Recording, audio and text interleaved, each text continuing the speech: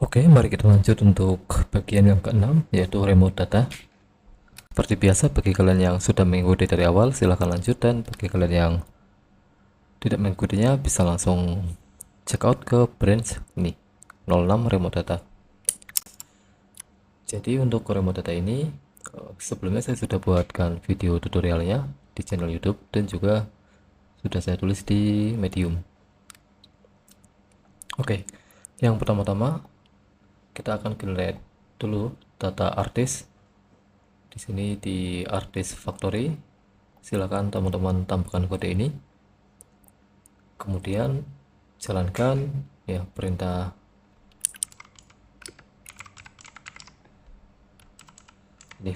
untuk menggenerate data artis. Di sini saya buat 1000.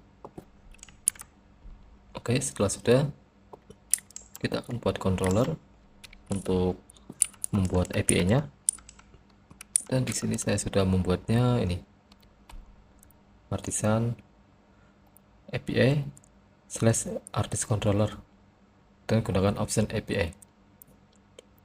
Jadi nanti controllernya berada di folder API. Setelah itu teman-teman register di web.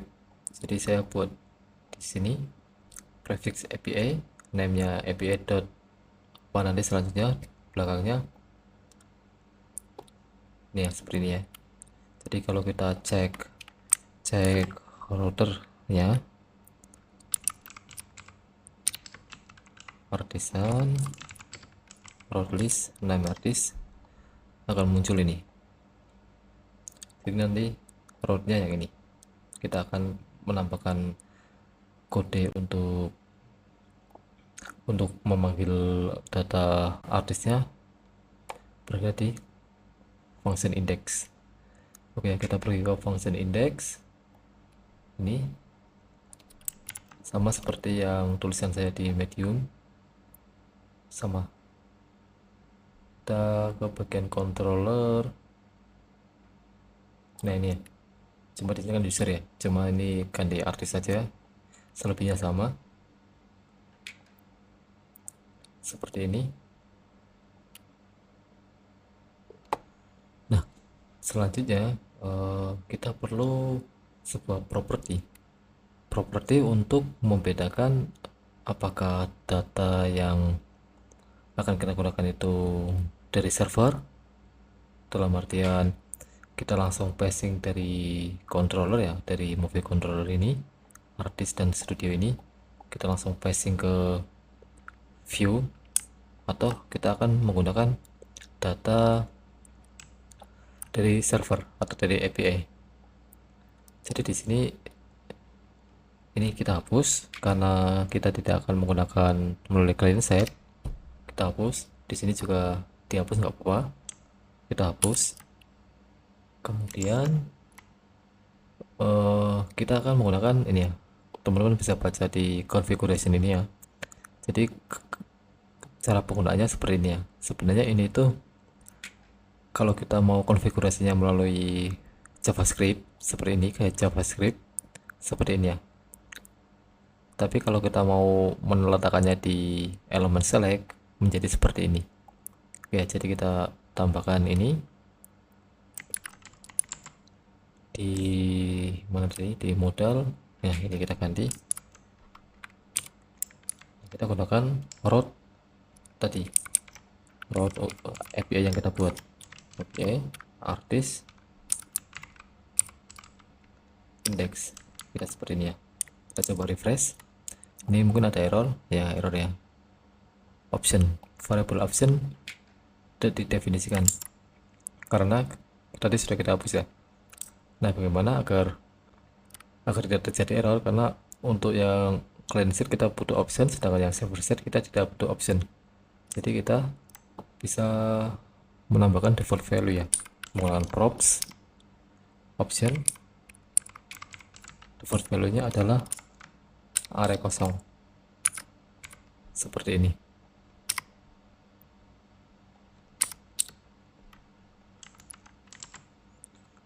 Sudah tidak error, sudah tidak error ya ini ya.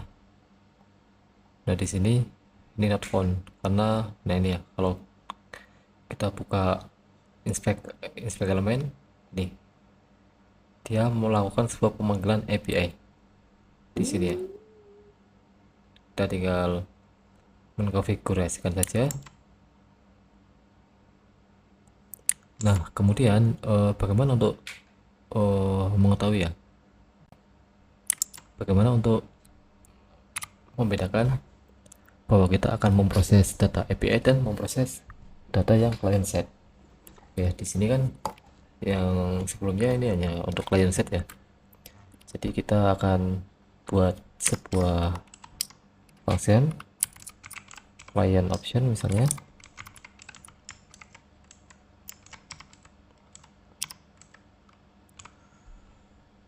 Ini ya, saya akan copy dari sini sampai sini saja. Jadi di selectnya ini biar tidak mengulang dua kali penulisannya, saya buat seperti ini. Tinggal nanti di sini kita panggil this.select. Select itu seperti ini ya. Kita cek lagi, seharusnya tidak terjadi error. Oh studio ya, studio error ini. Oke error ya, karena kita belum manggil di sini ya. Kita belum manggilnya di init this client option. Oke seharusnya sudah seperti semula, bisa ditampilkan di sini. Sip. Mari kita lanjut untuk yang server option.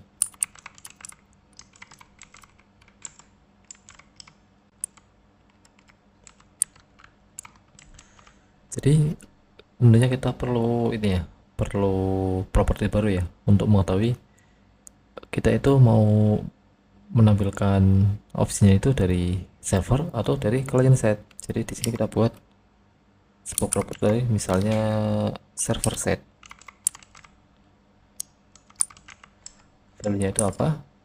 Jadi kita akan mengambil atribut ini, atribut dari atribut ini ya, atribut URL, atribut untuk meletakkan URL. Kita akan ambil atributnya seperti ini. Nah cuma kalau kita menuliskan seperti ini kan ini dulu ya, kalau nah kita menuliskan seperti ini ya. Coba kita cek menggunakan LPN DevTool. Kita refresh dulu.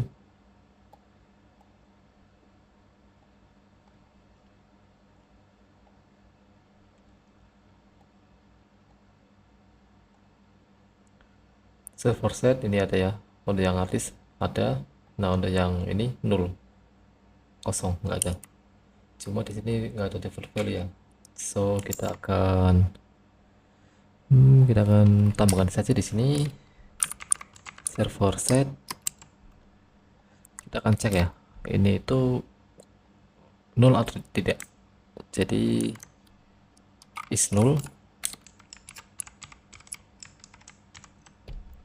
seperti ini. Nah ini kebalikannya, server set itu akan bernilai true jika atribut data ajak ini tidak 0. Jadi di sini kita ubah seperti ini. Mari kita cek lagi, seharusnya sekarang nilainya true or false. Kita refresh.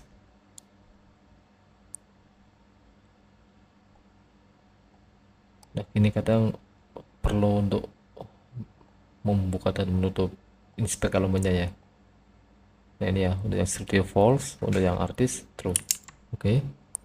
Jadi di sini kita bisa akan di if di server side kita akan memanggil function server option, else kita akan memanggil yang client option seperti ini. Nah sekarang tinggal tambahkan untuk yang client option ya, yang server option. Sekarang kita akan menambahkan untuk yang server option. Nah untuk yang server option ini kita buat seperti ini ya, this select to select.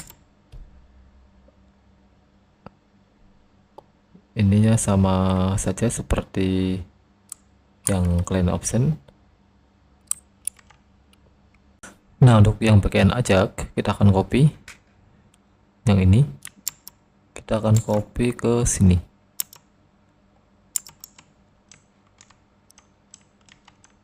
Ups, ini kita copy ke sini. Nah, di sini kita tidak butuh URL, kita juga ubah ini pakai single quote. Nah, selanjutnya yang ini ya, ini namanya user ya. Kita coba, semoga nggak ada error. Oke, nggak ada error ya. Jadi ya sudah berfungsi. Kita cek di sini. Nah, ini ya sudah memanggil melalui API. Kita coba. Ya, sudah berhasil, sudah dipastikan ini menggunakan API server side ya.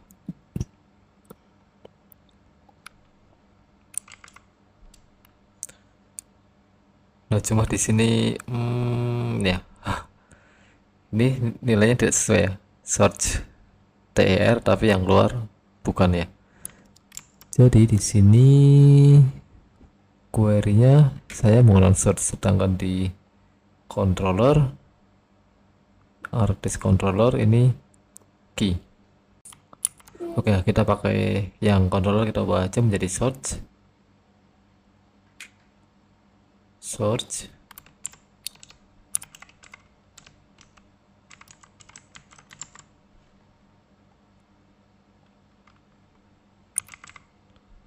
Nah, ini ya sudah sesuai dengan query yang kita ketikkan untuk hasilnya.